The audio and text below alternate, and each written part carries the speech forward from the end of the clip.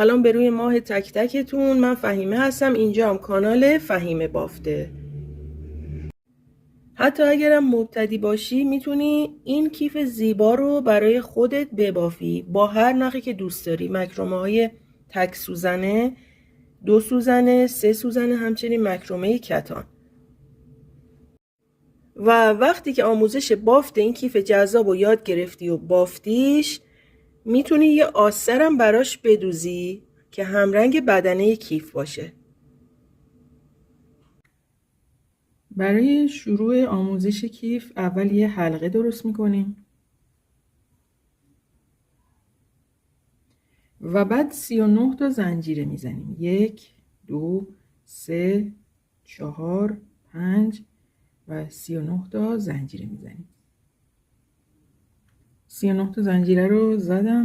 حالا از همینجا که حلقه روی قلاب از زیرش میشمارم 1 2 3 و تو خونه سومی میام نخ روی قلاب میندازم، یه پایه بلند میبافم و دوباره نخ روی قلاب و در همون خونه یه پایه بلند میبافم. مجددا نخ روی قلاب و از داخل همون خونه قلاب رو میبرم، نخ میگیرم و یه پایه بلند دیگه میبافم. و حالا یه زنجیره میزنیم و 3 تا خونه رو جا میذاریم. ببینین 1 2 3 و توی خونه چهارمی 3 تا پایه بلند در کنار هم میبافیم.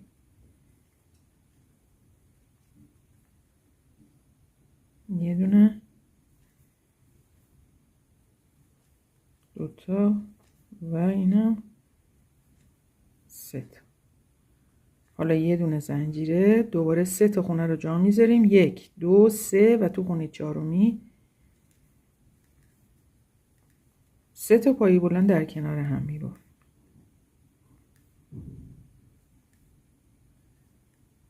2 و 3 و مجددا 3 تا خونه رو جا میذاریم، یه دونه زنجیره میزنیم. 1 2 3 و تو خونه چهارمی 3 تا پایه بلند میبافیم و تا انتهای رج به همین صورت به بافتمون ادامه میدیم.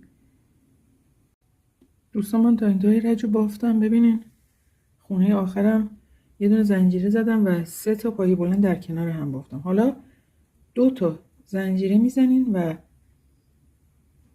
توی همین خونه که اومدیم 3 تا پایه بلند بافتیم دوباره 3 تا پایه بلند میبافیم. 1 2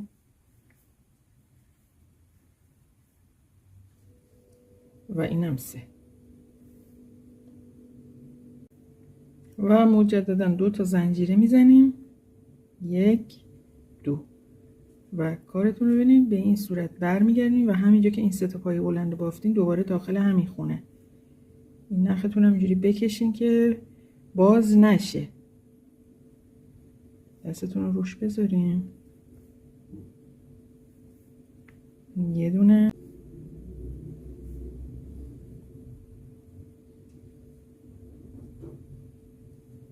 2 تا و همینجا مجددا یه پایه بلند دیگه میبافیم و بعد 1 دونه زنجیره میزنیم و نگاه کنین ببینید حالا یه دونه زنجیره که زدیم میایم اینجا همینجا که 3 تا پایه بلند رو بافتیم اینجا دوباره 3 تا پایه بلند میبافیم و این نخو دیگه توی بافت قرار میدیم.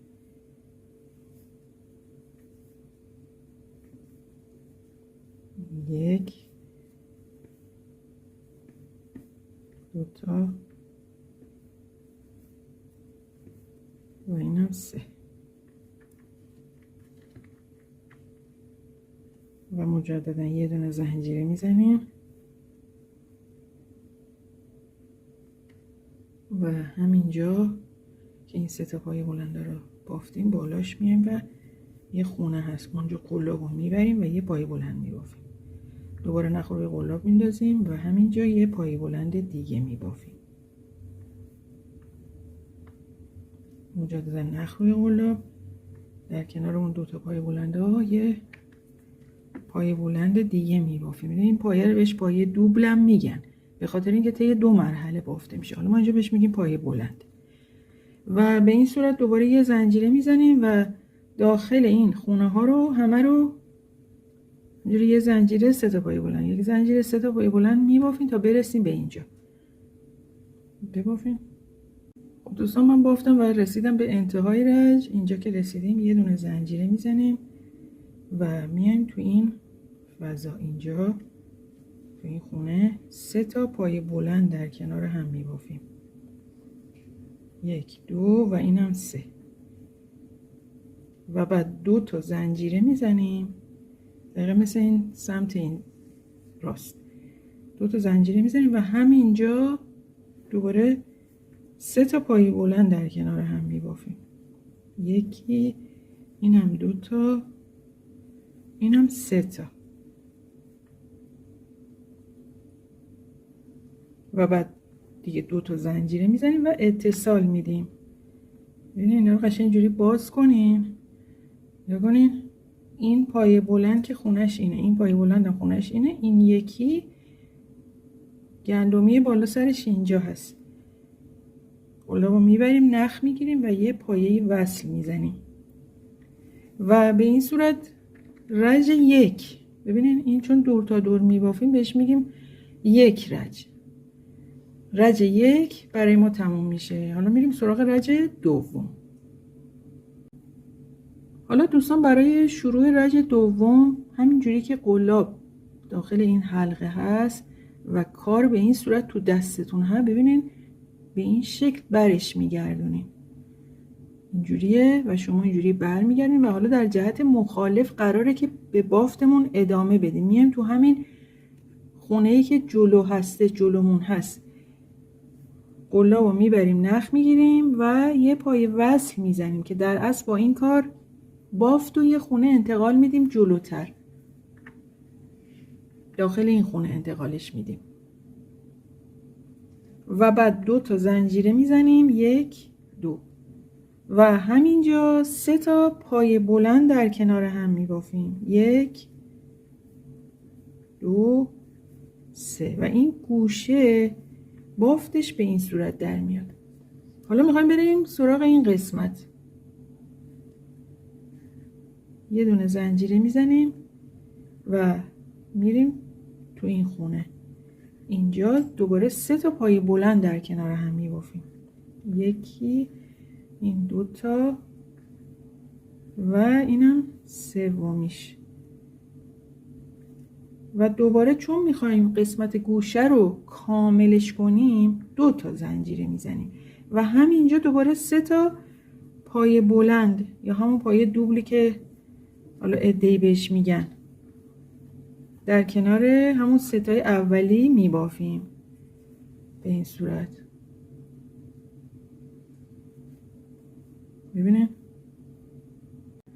و حالا میخوایم بافت رو تو این خونه پیاده کنیم.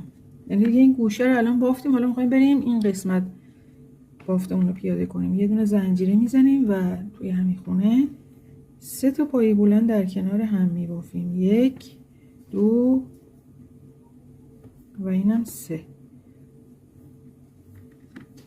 حالا باز میخوایم بریم داخل این خونه بافتمون رو پیاده کنیم. یه دونه زنجیره میزنیم و اینجا 3 تا پایه بلند در کنار هم میبافیم و مجددا 1 دونه زنجیره و اینجا 3 تا پایه بلند در کنار هم میبافیم و به همین صورت به بافتمون ادامه میدیم تا برسیم به این قسمت.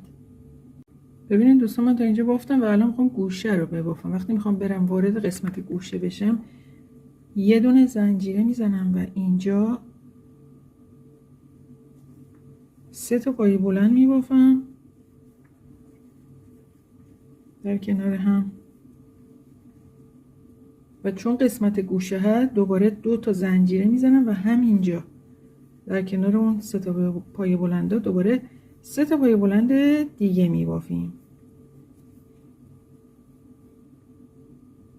حالا میخوایم بریم گوشه سمت چپ. یه دونه زنجیره میزنیم و وارد گوشه سمت چپ میشیم. اینجا 3 تا پایه بلند در کنار هم میبافیم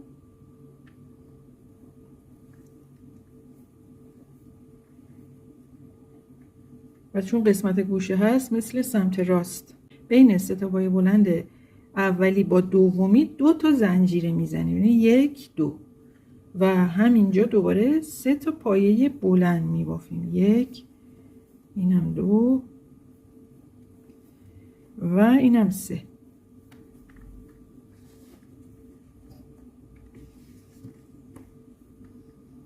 حالا دیگه میخوایم این قسمت رو ببافیم، یعنی به این قسمت دیگه میخوایم در طول بافت رو ادامه بدیم. یه دونه زنجیره میزنیم، از قسمت گوشه دیگه خارج میشیم. اینجا وقتی وارد قسمت گوشه شدیم یه دونه زنجیره زدیم. حالا اینجا از قسمت گوشه که میخوایم خارج بشیم یه دونه زنجیره میزنیم و تو این فضاها اینجا 3 تا پایه بلند بیناش هم یه دونه زنجیره میزنیم، 1 2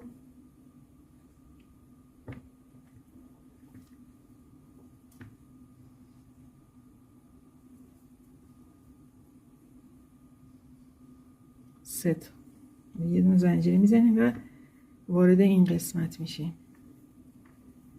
دوباره اینجا 3 تا پایه بلند میبافیم و به همین صورت دیگه در طول بافت به بافتمون ادامه میدیم. یه دونه زنجیره و مجددا اینجا 3 تا پایه بلند، دوباره یه زنجیره، اینجا 3 تا پایه بلند و همینجوری میبافیم تا برسیم به اینجا. من تا انتهای رج بافتم و اینجا 3 تا پایه بلند بافتم، یه دونه زنجیره میزنم و وارد قسمت گوشه میخوام بشم. با یه دونه زنجیره میام و همینجا که مال شروع رجمون بود و 3 تا پایه بلند بافته بودیم 3 تا پایه بلند دوباره در کنار همون 3 تای اول رجمون میبافیم، 1 2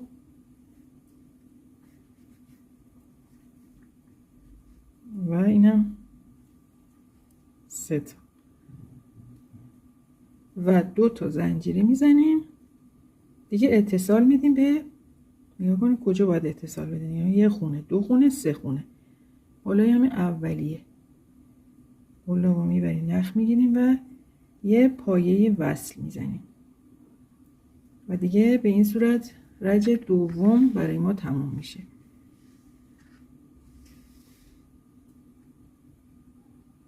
حالا دوستان برای شروع رج سوم باز ما در جهت عکس باید به بافتمون ادامه بدیم، یعنی الان این سمتی نمیایم، همجوری که حلقه داخل قلاب و این کار تو دست ما هم به این صورت اینو میچرخونین، ببینین این اینجوری میچرخونین و بافتمون رو با پایه وصل انتقال میدیم داخل این خونه.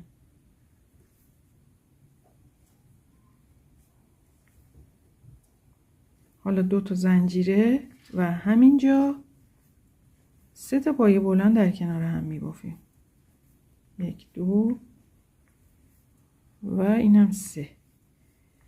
حالا باید دیگه اینجا به بافتمون ادامه بدیم، این طول رو ببافیم، یه دونه زنجیره میزنیم و از قسمت گوشه دیگه خارج میشیم و داخل این خونه ها هر کدوم میایم و 3 تا پایه بلند میبافیم، بیناش هم یه دونه زنجیره. یه دونه زنجیره الان اینجا زدم دیگه، اینجا 3 تا پایه بلند، 1 2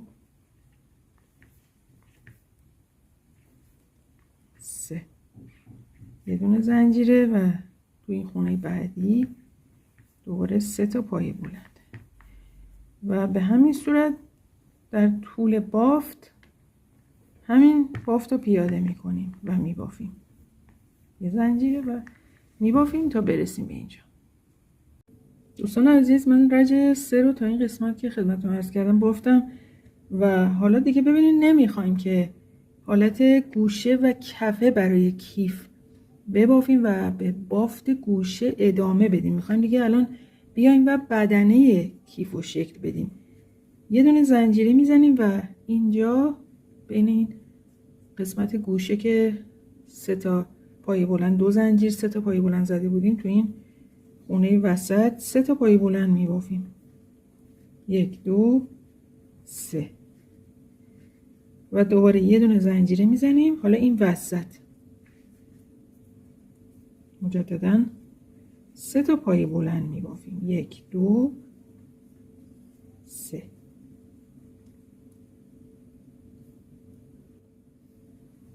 و حالا یه دونه زنجیره باز و بین این 3 تا پای بلند 2 زنجیر 3 تا پای بلند گوشه سمت چپ میایم و 3 تا پای بلند میبافیم.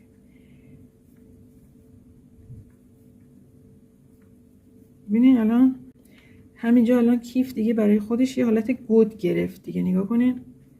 حالا یه دونه زنجیره میزنیم و باز به بافتمون در این جهت ادامه میدیم. یعنی یک زنجیر 3 تا پای بلند، یک زنجیر 3 تا پای بلند، یک زنجیر 3 تا پای بلند و همینجوری میبافیم تا برسیم اینجا. ببافین شما. من تو این قسمت سمت چپ رو بافتم، یه دونه زنجیره زدم و این قسمت گوشه این وسطشون میام و 3 تا پای بلند میبافم. 1 2 3. دقیقا مثل سمت راست. یه دونه زنجیره میزنم و این وسط که فضای خالی هست 3 تا پای بلند میبافم. 1 2 3 و با یک زنجیره از اینجا خارج میشم و دیگه اتصال میدم. یعنی 1 2 3 تا گندمی داریم بالای این اولش. اجازه بدیم اینجا اتصال بدم.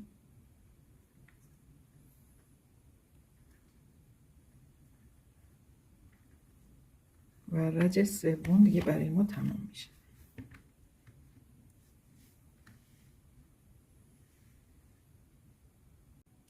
حالا برای شروع رج چهارم باز بافتتون رو به این صورت برمیگردونیم و 2 تا زنجیره میزنیم. 1 و 2 و تو این خونه 3 تا پای بلند میبافیم. 1 2 و اینم 3. یه دونه زنجیره و تو این فضا دوباره 3 تا پای بلند. 1 2 3 و مجددا یک دونه زنجیره و تو این خونه و به همین صورت دیگه دور تا دور به بافتمون ادامه میدیم. ببینید اینجا همه تو این خونه ها اینجا که رسیدیم 3 تا پای بلند یک زنجیر بینش میزنیم. 3 تا پای بلند یک زنجیر. دوباره اینجا 3 تا پای بلند یک زنجیر. 3 تا پای بلند یک زنجیر. 3 تا پای بلند و همینجوری دور تا دور رج دیگه به بافتمون ادامه میدیم. ببافین. دوستان من تو انتهای رج رو بافتم. 3 تا پای بلند یه دونه زنجیره و حالا بالای همین پای بلند اولی قلاب رو میبریم نخ میگیریم و اتصالمون رو انجام میدیم و دیگه رج چهارم هم برای ما تمام میشه.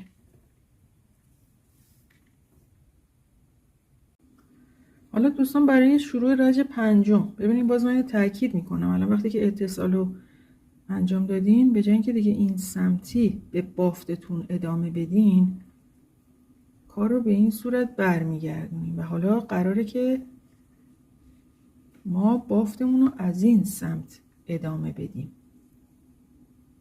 متوجه شدین چجوری شد؟ ببینین الان اینجا اتصال دادیم دیگه. خب بعد باید مثلا بیایم دوباره از همین جهت راست به چپ بیایم اینجا، ولی این به این صورت ما نمی بافیم. توضیحات 4 تا رج قبلی هم خدمتتون عرض کردم که کارو برمیگردیم. یعنی الان به جای اینکه وقتی اتصال دادیم اینجوری بیایم به بافتمون در قسمت جلوتر هی ببافیم بیایم جلو، کارمون رو به این صورت برمیگردیم و در این امتداد به بافتمون ادامه میدیم و اینجا 2 تا زنجیره میزنیم و داخل همین خونه بعد 3 تا پای بلند میبافیم و یک زنجیره. دوباره خونه بعدی 3 پای بلند و مجددا یک زنجیره و همینجوری به بافتمون دور تا دور ادامه میدیم. وقتی اتصال رو انجام دادیم دوباره همینجوری که خدمتتون عرض کردم در جهت معکوس، یعنی کارتون اینجوری برمیگردونیم و به بافتتون ادامه میدین. خیلی اینو دقت کنید و تا ارتفاعی که میخواین بدنه این کیف برای شما بافته بشه به بافتمون ادامه میدیم. حالا من تا یه چند رجی میبافم و بعد میام برای قسمت بند کیف.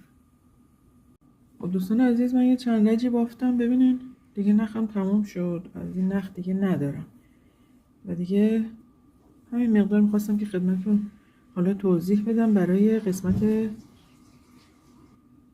دسته کیف. اینجا الان برای مقداری که میخوایم دسته کیف رو ببافیم میایم و جدا میکنیم که ببین الان من اینجا مارکر گذاشتم و این برم همینجور و بعد اینجا حلقه درست میکنیم و از داخل همین خونه‌ای که اینجا مارکر رو گذاشتیم حلقه رو رد میکنیم و 3 تا زنجیره میزنیم. حالا من با یه نخ دیگه دارم خدمت شما عزیزان توضیح میدم.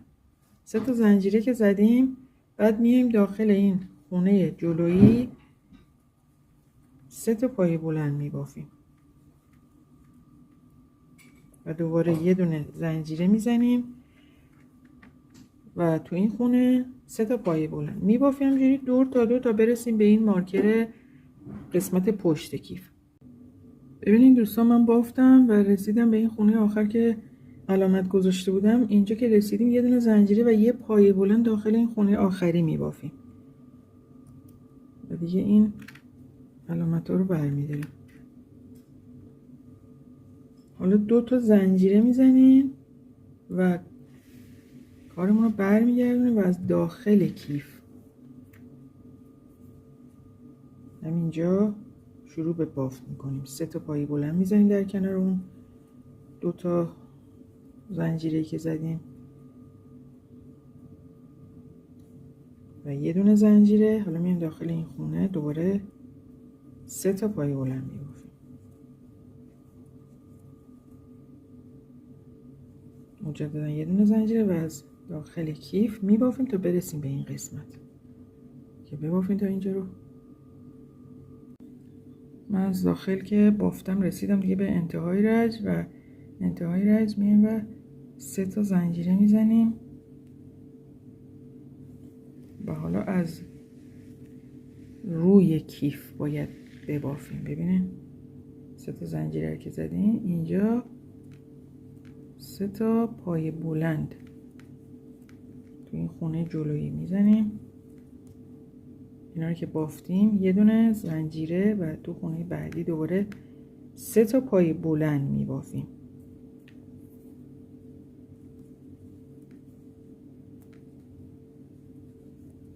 دو و اینم 3. حالا یه دونه زنجیره میزنیم. ببینید این خونه رو جا میذاریم میریم سراغ خونه بعدی.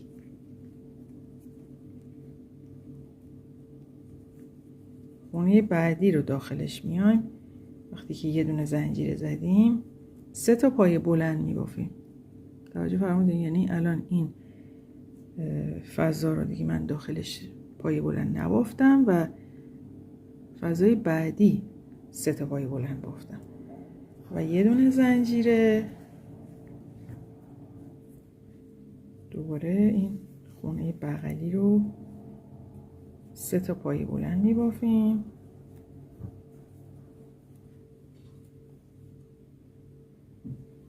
یک زنجیره و خونه بغلی دوباره 3 تا پایه بلند.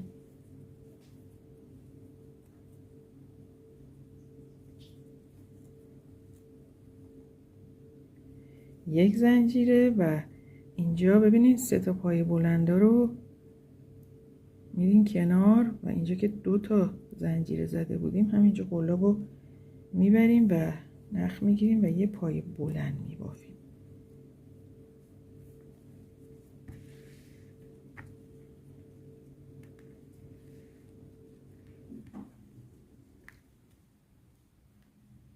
حالا برای شروع رج سوم بند کیفمون 2 تا زنجیره میزنیم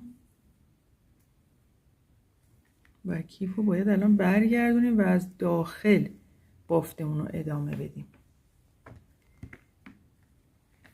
ببینید از داخل به بافتمون ادامه بدیم. 2 تا زنجیره که زدیم همینجا 3 تا پایه بلند میبافیم. 1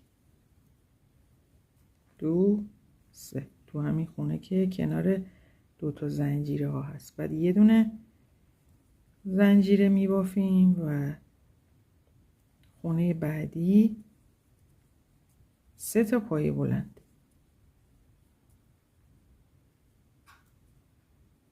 دوباره یه دونه زنجیره خونه بعدی و همینجوری تمام خونه ها رو پر میکنیم تا برسیم به این قسمت. من این رج رو تا انتها بافتم و آخر رج همونجور که میبینید یه زنجیره و 3 پایه بلند رو زدم. حالا برای شروع رج جدید که ما باید از بیرون کیف ببافیم بیایم این سمت در جهت مخالف. رج رو با 3 زنجیره شروع میکنیم.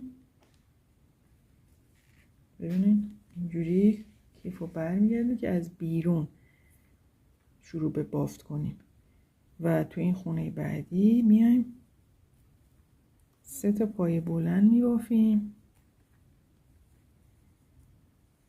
یک زنجیره تو خونه بعدی دوباره 3 پایه بلند میبافیم. 2 3 یک زنجیره و تمام خونه ها رو به همین صورت که الان خدمتتون عرض کردم از بیرون کیف میبافیم تا برسیم به اینجا. اینجا که رسیدین مثل این رج که اومدیم داخل این 3 پایه بلندا رو میدین کنار و اینجا که فضای 2 زنجیره هست یه دونه پایه بلند میگیرین اینجا میبافین. پس ببافین تا اینجا. من رسیدم به انتهای رج، یه زنجیره زدم و این 3 پایه بلندا رو میدیم کنار. تو این فضا قلاب رو میبریم نخ میگیریم و یه پایه دوبل یا همون پایه بلند رو میبافیم. حالا دوستان برای شروع رج جدید مجددا مثل این رج که 2 زنجیره زدیم، رج قبلی نه یه رج قبلتر 2 زنجیره میزنیم و حالا باز از داخل کیف باید بافتمون رو شروع کنیم. همینجا توی همین خونه‌ای که بغل 2 زنجیره ها هستش.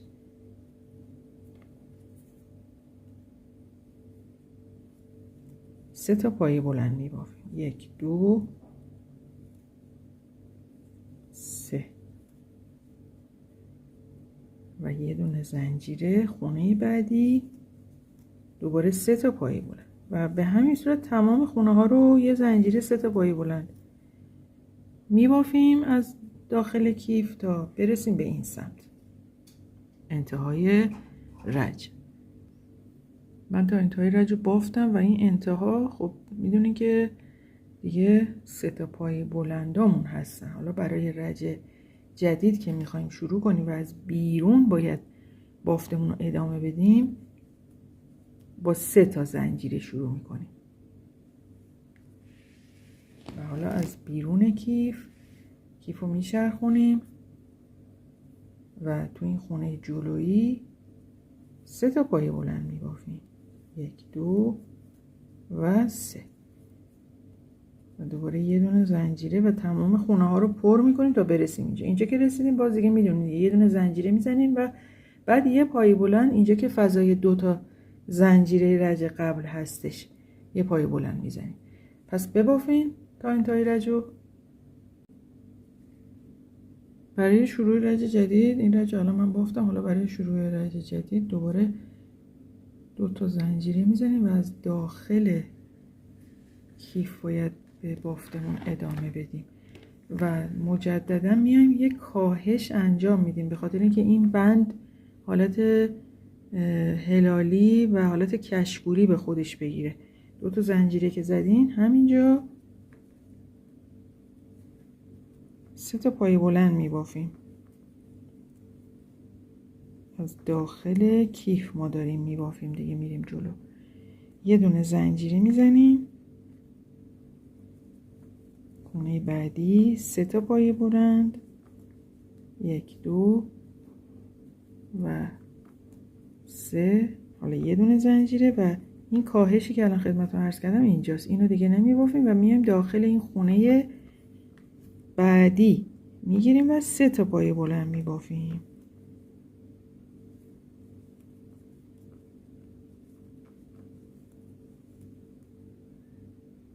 پس این خونه رو داخلش هیچ بافتی انجام نمیدیم و خونه بده. اگه نخواستین خب مثلا بند کیف هم جوری صاف بره بالا، میتونین این کاهش رو پیاده نکنین.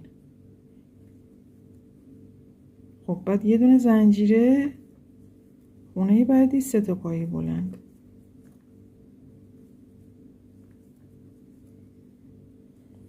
یک زنجیره و داخل این خونه 3 تا پایه بلند می‌بافیم. دوستان عزیزم، اگه از آموزش بافت این کیف توری مش خوشتون اومد، ممنون میشم که آموزش رو لایک کنین و نظرات خودتون رو برام به صورت کامنت بنویسین.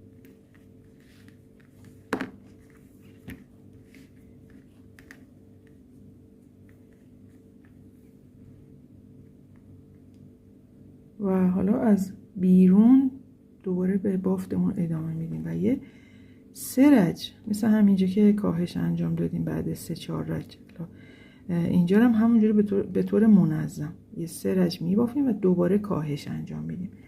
و من حالا یه چند رجی میبافم، بعد میام خدمتتون نشون میدم.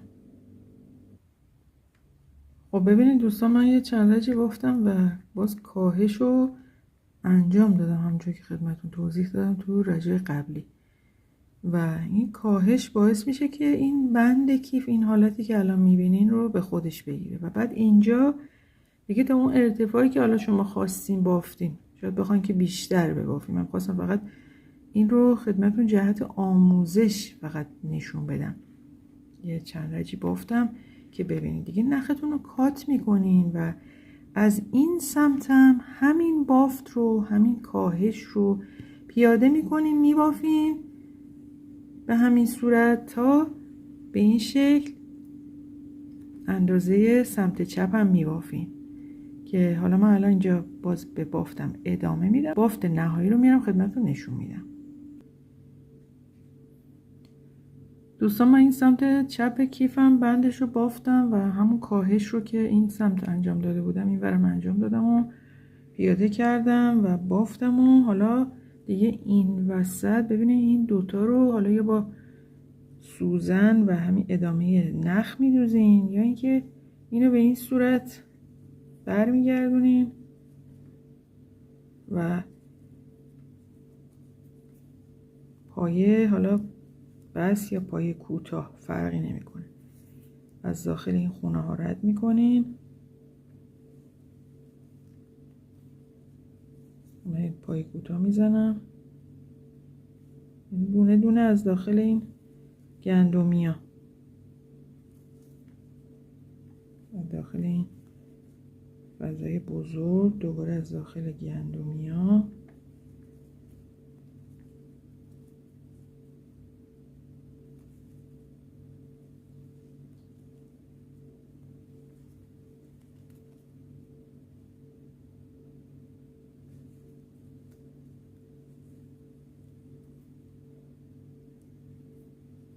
و دیگه نختون رو کات میکنیم. و دوستان عزیزم این آموزش دیگه همینجا به اتمام میرسه. امیدوارم که از آموزش خوشتون اومده باشه و ممنون میشم که آموزش رو حتما لایک کنین و یه کامنت برام بنویسین. همچنین اگر مشترک شدید به کانال، زنگوله کنار دکمه مشترک شدن یا سابسکرایب رو بزنین تا از آموزش های جدیدی که میذارم با خبر بشین. تا آموزش بعدی شما رو به خدای بزرگ میسپارم. خدایا رو نگهدارتون باشه.